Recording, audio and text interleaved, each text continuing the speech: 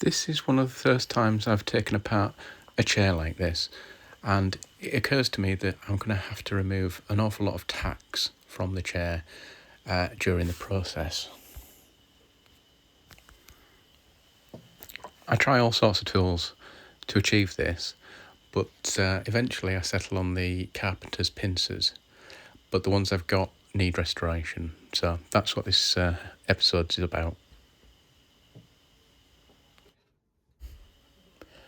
The reason I'm having difficulty is because these tacks the heads are completely buried into the wood.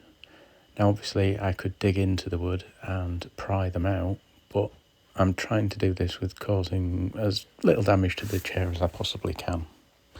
And that's not because this chair is valuable, it's just because if I do the work on something that I do think has value, then I want to be able to practice a technique that causes little damage.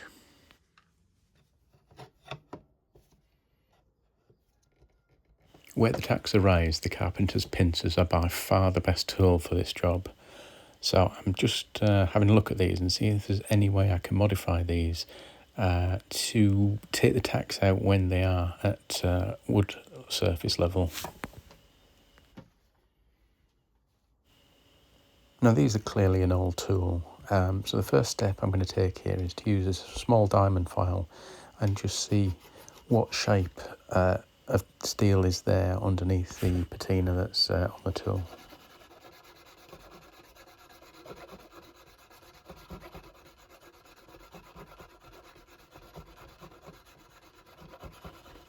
Hopefully you can see in this image that where the pincers connect together at the very tip, there's a dark line. That means that there's a depression there that the diamond file isn't reaching.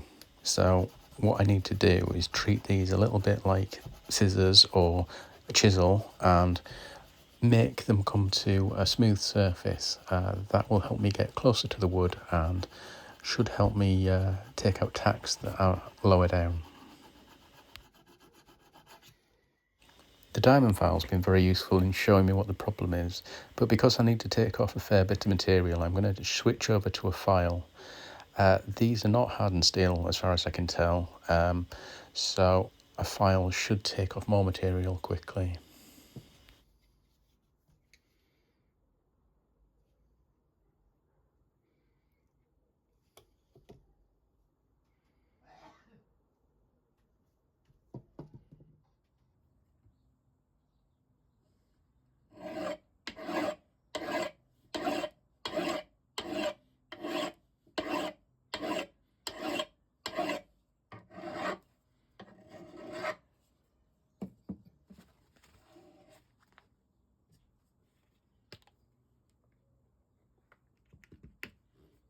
So as you can see, the file's done a really good job at smoothing out the surface and removing the depression that was at the tip. They'll now be a lot easier to remove tacks. But to create essentially a knife edge, I need to file the inside of the pliers as well. I'm not looking here for a refined knife edge. I will blunt the end because whilst I want it to be able to get underneath the tack, I don't want it so fine that it breaks off when I'm trying to pry out the tack.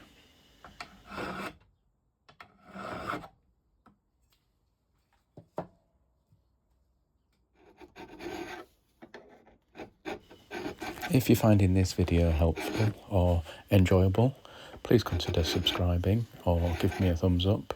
It all helps in growing the channel and producing more content. Thank you.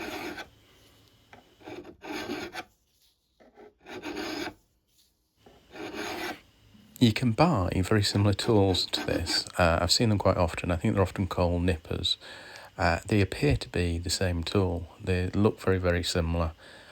But my guess is, and I don't have any, my guess is that these are for cutting wire or nails and hardened steel, whereas these don't appear to be hardened.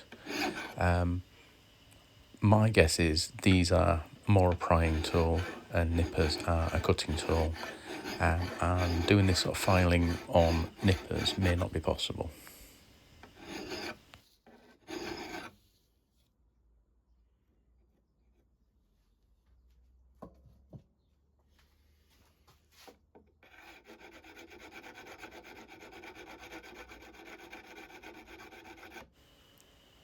As you can see, this is a much more refined edge now, where the pincers come together neatly and have a reasonably sharp edge, although not a fine cutting edge.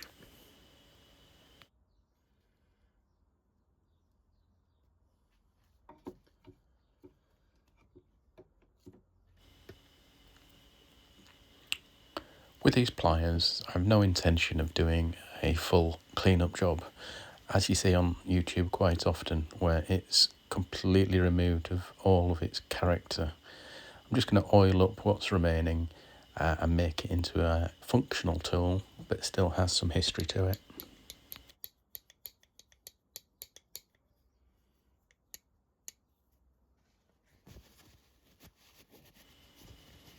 Now, the claw part of a ball and claw, carpenter's pincers, also needs some attention.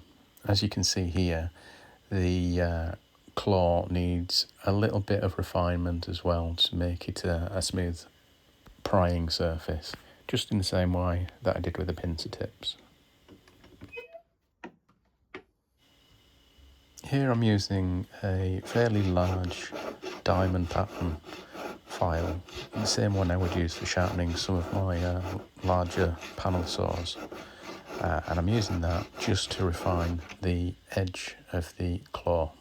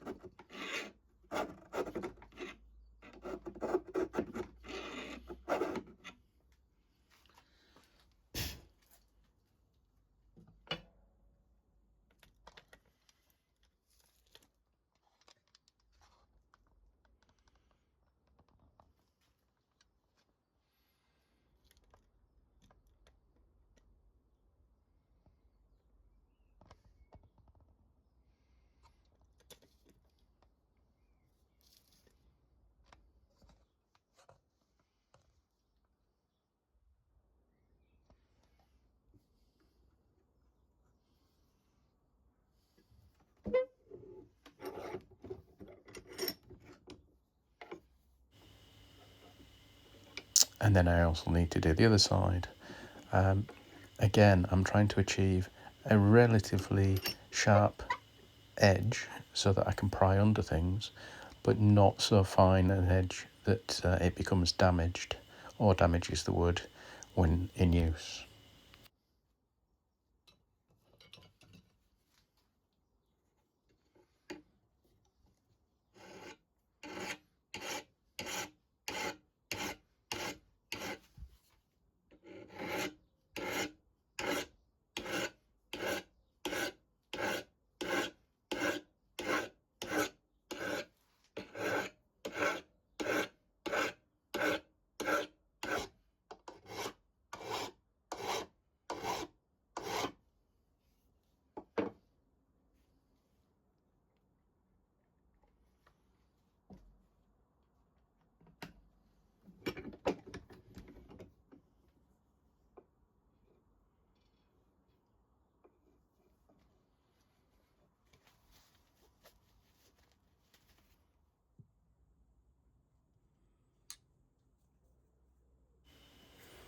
So let's give them a try now that they're all finished.